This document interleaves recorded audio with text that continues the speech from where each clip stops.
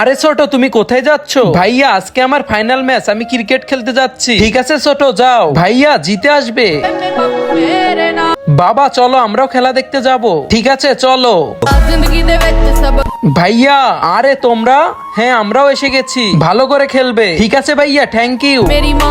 Umpire এই নাও টাকা, বুঝছো এখন সবকিছু তোমার হাতে।